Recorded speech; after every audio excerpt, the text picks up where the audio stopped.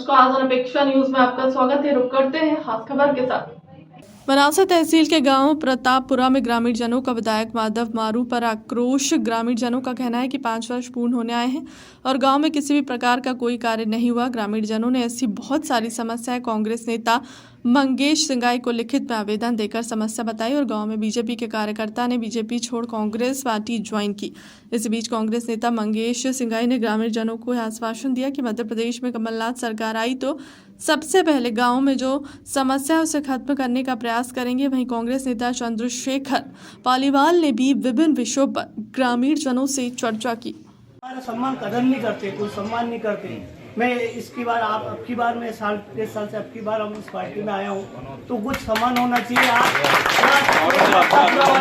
कोई भी प्रतापपुरा का हर एक आदमी को मालूम करना चाहिए कि आज कांग्रेस पार्टी का जो भी आदमी है उसका सम्मान हुआ, आज मेरा भी सम्मान होना चाहिए कि आज उसका भी कांग्रेस पार्टी में आया। मैं इतने साल से बीजेपी में था। आज सड़क है, सड़क से लागू गांव में मेन सड़क उस सड़क की समस्या बताई। हमारे यहाँ पानी की समस्या, हमारे यहाँ हॉस्पिटल की समस्या, स्कूल की समस्या, ये सारी बताई है हमने।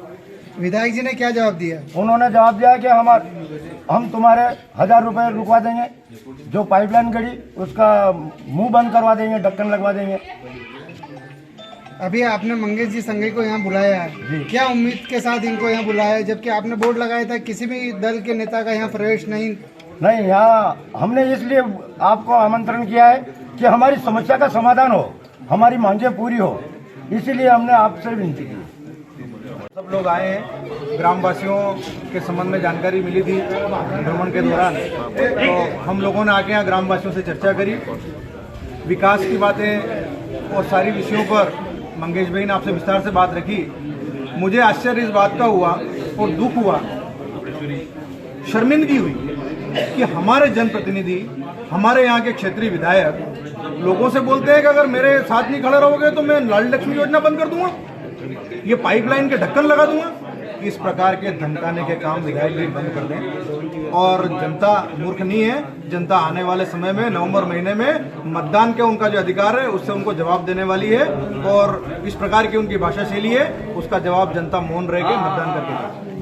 रोड की समस्या या पानी की व्यवस्था नहीं है, इस कारण हमने चुनाव का पहले बहिष्कार करा, आज कांग्रेस के नेता आए, फिर आपने कहा कि हम मतदान करेंगे, कांग्रेस की सदस्यता भी ग्रहण करिए, तो क्या कांग्रेस से उम्मीद है विकास की? बिल्कुल है। विधायक का क्या जवाब था विकास को लेके? विधायक बोल रहा था कि चुनाव के बाद करेंगे, तो 5 साल नहीं हुए तो इसका जवाब दिया उन्होंने? क्या 5 साल क्यों नहीं करा, ये आपने पूछा? तो वो अभी तक तो आए नहीं, तो चुनाव के बाद क्या है?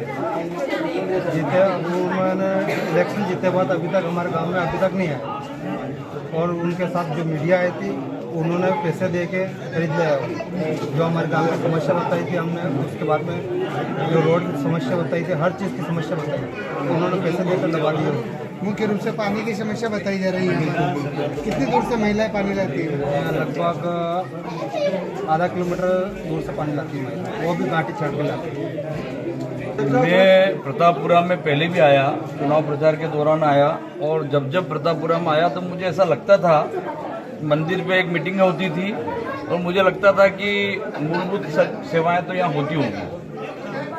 जब मैं आज जाकर व्यक्तिगत तौर पर सभी ग्रामीणों के और सभी युवा साथियों के साथ और सभी वरिष्ठों के साथ आज पूरे गांव का मैंने भ्रमण किया है, और जब मैं ये देखता हूं कि मूलभूत सुविधा के नाम पर यहाँ एक कील भी नहीं लगी है, बड़े शर्मसार करने वाली घटना है कि विगत 18 सालों से शिवराज सिंह सरकार यहाँ पर काबिज है, और जो विधायक हमारे कहते थे कि मैं परिवर्तन ला दूंगा, मैं क्रांति ला दूंगा, वो 5 साल पूरे होने के बावजूद भी प्रतापपुरा में आकर यहाँ की मुख्य समस्याओं के बारे में कोई बात नहीं कर सके, कोई समस्या का समाधान नहीं कर सके। ऐसी स्थितियों में जब मैंने गांव के वासियों से बात करी, आप देखिए कि मूलभूत व्यवस्थाएं होती क्या है। गांव में आने जाने के लिए सड़क होना चाहिए, मुख्य सड़क नहीं है यहाँ, अंदर मोहल्लों की सड़क तो दूर की बात है।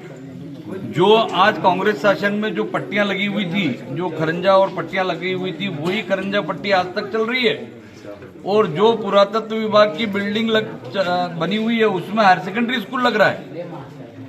तो मैं बड़ा आश्चर्यचकित हूँ और बड़ा शर्मसार हूँ कि ये 20 सालों में न तो पंचायत और न प्रदेश और न जनपद और न या विधानसभा के कोई लोग यहाँ पर कोई काम करा सके। और आज जिस गर्त में इन लोगों को डाला हुआ है वो निश्चित रूप से शर्म की बात है। पर आज मैंने यहाँ जोश देखा है, आज युवाओं में जोश देखा है, एक ललक, एक चमक और एक क्रांति देखी है। और अब वो बेचैन है कि उनके गांव का विकास होना चाहिए और वो विकास के नाम पर कोई घर का विकास नहीं मांग रहे। मांगलिक भवन जैसी बात तो बात की मांगी है, जबकि यहाँ पर हमने देखा न पेयजल की व्यवस्था है, न यहाँ सड़क है। शमशान पर जाने के लिए लोगों को गिट्टी पर चलकर और मिट्टी के अंदर होकर जाना पड़ रहा है। आज ऐसी परिस्थितियों में ये जो गांव प्रतापपुरा है, जो एक मगरे पर बसा हुआ गांव है, जहां पर एक पुलिया की भी आवश्यकता है, एक सड़क की आवश्यकता है और पेयजल संबंधी बात है। आधा किलोमीटर दूर से अगर इनको पेयजल लाना पड़ रहा है और जहां पेयजल के नाम पे 1800-2000 करोड़ का ढिंडोरा हमारे विधायक जी पीट रहे हैं जोर जोर से कि व्यवस्था हमने सिंचाई की कर दी, व्यवस्था हमने पेयजल की कर दी, जबकि सारी योजनाएं कांग्रेस ने दी थी। इस बारे में अगर हम कहते हैं तो नाराज हो जाते हैं, जैसा कि ग्रामीणों पे नाराज हुए भी। क्या क्या कहा आप लोगों को? क्या ढक्कन लगा देंगे और लाडली बहना बंद कर देंगे? इस तरह की बातें एक जनप्रतिनिधि को शोभा नहीं देती है। आज हम सब लोगों ने ग्रामीणों की व्यथा को समझा है, सुना है और हम कांग्रेस की जो सरकार निश्चित रूप से आने वाली है, कमलनाथ जी के नेतृत्व में एक भारी बहुमत के साथ जो कांग्रेस की सरकार आने वाली है, उसके बाद में हमने न केवल आश्वासन बल्कि कमलनाथ जी के आधार पर हमने इनको वादा किया है कि ये मूलभूत जो सुविधाएं हैं उसको एक एक करके पूरा करेंगे। यही बात आज हम ग्रामीणों के बीच करने आए थे। अब तक की खबर में इतना ही। बने रहे हमारे चैनल के साथ। नमस्कार।